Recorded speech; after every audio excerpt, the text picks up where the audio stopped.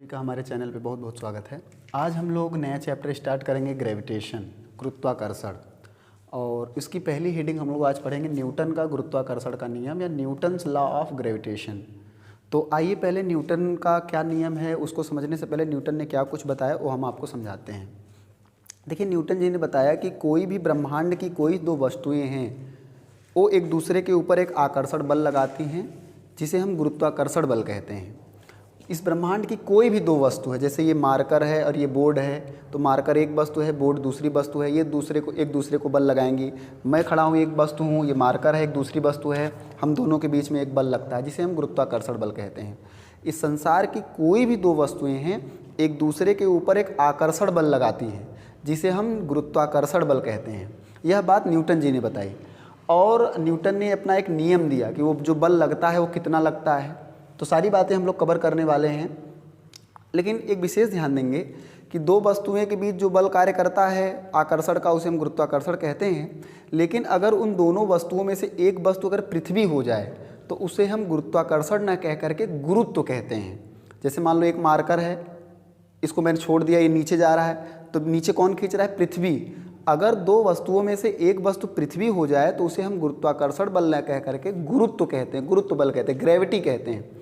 तो ये बात हो गई कि दो वस्तुओं के बीच बल कार्य करता है तो उसे हम गुरुत्वाकर्षण बल या ग्रेविटेशनल फोर्स कहते हैं। और अगर उन दो वस्तुओं में से एक वस्तु पृथ्वी हो जाए तो उसे हम गुरुत्वाकर्षण न कह करके ग्रेविटी कहते हैं या गुरुत्व कहते हैं। तो न्यूटन जी ने उस बल को बताया कि वह बल कितना लगता है, गुरुत्वाकर्षण बल का फार्मूला क्या है, उसका नियम क्या है। तो न्यूटन ने एक नियम दिया, न्यूटन का गुरुत्वाकर्षण का नियम, न्यूटन्स लॉ ऑफ ग्रेविटेशन। इसके और भी नाम है, इसे Newton's law of universal law of gravitation भी कहते हैं। सार्वत्रिक गुरुत्वाकर्षण का नियम, सार्वत्रिक मतलब ये पूरे ब्रह्मांड में कार्य करता है, इसलिए इसको सार्वत्रिक कहते हैं, यूनिवर्सल लॉ ऑफ ग्रेविटेशन। तो आइए समझते हैं न्यूटन जी ने क्या बताया। According to this law, according to Newton's law, the force acting between two body is directly proportional to the product of their mass and inversely proportional to the square of distance between them। इसका मैं हिंदी में मतलब समझाता हूँ। Newton जी ने बताया कि दो वस्तुएं हैं, उन दोनों के बीच जो बल लगता है वह उन दोनों वस्तुओं का जो द्रव्यमान है दोनों के द्रव्यमानों के गुणनफल के अनुक्रमानुपाती होता है। कोई भी दो वस्तु हैं उनके बीच जो बल कार्य करता है डायरेक्टली प्रोपोर्शनल में मैं कई बार बताया हूँ कि अगर एक चीज़ बढ़े अगली भी बढ़ जाए या एक घटे अगली भी घट जाए, इसे हम डायरेक्टली प्रोपोर्शनल या अनुक्रमानुपाती कहते हैं। तो न्यूटन जी ने बताया कि जैसे मान लीजिए दो वस्तु है, एक ये है ए, एक ये दूसरी, इसका द्रव्यमान है m1, इसका द्रव्यमान है m2 और दोनों के बीच की दूरी कितनी है r। दो वस्तुएं हैं, हमने मान लिया एक का द्रव्यमान m1 दूसरे का m2, इन दोनों के बीच की दूरी r है। तो न्यूटन जी ने बताया कि जो दोनों के बीच गुरुत्वाकर्षण बल लगेगा वह दोनों के द्रव्यमानों के गुणनफल के अनुक्रमानुपाती होता है। The force acting between two body is directly proportional to the product of their mass. Product मतलब गुणा।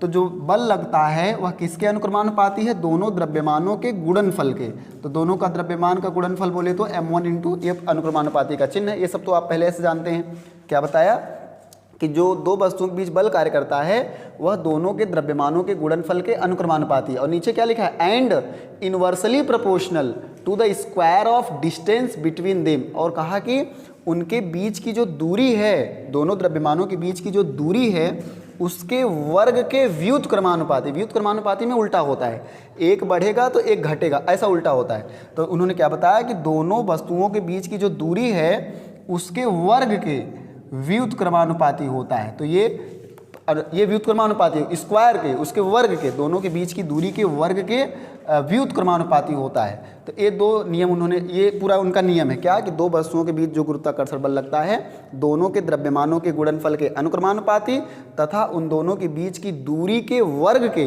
व्युत्क्रमानुपाती होता है। अब देखिए थोड़ा सा ये कॉम्प्लेक्स चीज़ें हैं, इसको आप कई बार वीडियो रिपीट करके देखेंगे तो समझ में आएगा।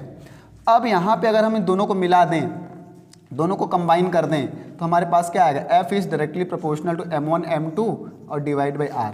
तो मैंने बताया कोई भी फार्मूला है अगर उसमें अंश में जो होता है वो अनुक्रमानुपाती होता है, हर में जो होता है वो व्युत्क्रमानुपाती होता है। तो यहाँ से इन दोनों को हम जब एक साथ मिला दिए तो m1 m2 और नीचे r स्क्वायर आ गया। तो ये अब यहाँ से देखिए हमें पता है, हम पहले से भी करते चले आए हैं। अब यहाँ से अनुक्रमानुपाती का चिन्ह हटता है तो यहाँ एक नियतांक आता है, जहाँ पे होता है वो कैपिटल G। अनुक्रमानुपाती चिन्ह हटता है, बराबर का चिन्ह आता है, तो यहाँ पे एक अनुक्रमानुपातिक नियतांक आता है जिसे हम कैपिटल जी कहते हैं, और हो जाएगा क्या m1 m2 बटे आर स्क्वायर। ये हो गया गुरुत्वाकर्षण का फार्मूला, गुरुत्वाकर्षण लगने वाले गुरुत्वाकर्षण बल का फार्मूला क्या, F बराबर जी m1 m2 upon R square. जहाँ जी क्या है, जी है गुरुत्वाकर्षण नियतांक, इसे हम ग्रेविटेशनल कांस्टेंट कहते हैं, ग्रेविटेशनल कांस्टेंट या हिंदी में इसे गुरुत्वाकर्षण नियतांक। और इस कैपिटल जी की वैल्यू प्रैक्टिकली निकाली गई कितनी, 6.67 इंटू 10⁻11। इसकी यूनिट हो जाएगी न्यूटन मीटर स्क्वायर पर केजी स्क्वायर। इसकी यूनिट हम बताएंगे कैसे आई है। तो जो कैपिटल जी का मान है वो कितना आया, 6.67 गुणे 10 की घात -11, और इस कैपिटल जी का जो मात्रक होता है न्यूटन मीटर स्क्वायर प्रति केजी स्क्वायर। तो दो वस्तुओं के बीच जो गुरुत्वाकर्षण बल कार्य करता है उसका सूत्र होता है F बराबर capital G m1 m2 upon R square. और विशेष ध्यान देंगे कैपिटल जी का मान कितना है, 6.67 गुणे 10 की घात -11, और मात्रक है न्यूटन मीटर स्क्वायर प्रति केजी स्क्वायर। एक विशेष नोट पॉइंट करिए, एक कैपिटल जी का मान न्यूटन ने नहीं दिया, ये नियम न्यूटन ने दिया, ये फॉर्मूला न्यूटन ने दिया, लेकिन इस कैपिटल जी का मान हेनरी कैवेंडिश नाम के वैज्ञानिक ने दिया। कैपिटल जी को किसने दिया, हेनरी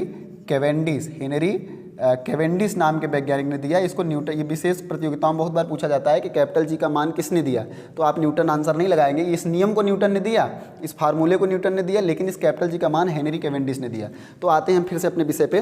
न्यूटन का गुरुत्वाकर्षण का नियम मैंने संक्षेप में बताया कि न्यूटन के गुरुत्वाकर्षण के नियमानुसार दो वस्तुओं के बीच जो गुरुत्वाकर्षण बल लगता है वह दोनों वस्तुओं के द्रव्यमानों के गुणनफल के अनुक्रमानुपाती तथा उसके बीच की दूरी के वर्ग के दो वस्तुओं के बीच लगने वाला बल, गुरुत्वाकर्षण बल, दोनों वस्तुओं के बीच की दूरी के वर्ग के व्युत्क्रमानुपाती होता है। इसको हल किया तो फार्मूला आ गया गुरुत्वाकर्षण बल का क्या, F बराबर जी m1 m2 upon R square, जहाँ जी क्या है ग्रेविटेशनल कांस्टेंट, जिसकी वैल्यू 6.67 गुणे 10 की घात -11 न्यूटन मीटर स्क्वायर पर केजी स्क्वायर। m1 क्या है, पहली वस्तु का द्रव्यमान, m2 क्या है, दूसरी वस्तु का द्रव्यमान, r क्या है, दोनों द्रव्यमान, दोनों वस्तुओं के बीच की दूरी। तो ये न्यूटन का गुरुत्वाकर्षण का नियम हमने समझाया। इसमें अभी बहुत टॉपिक हमें कवर करने, आज के लिए इतना रखते हैं। बहुत बहुत धन्यवाद।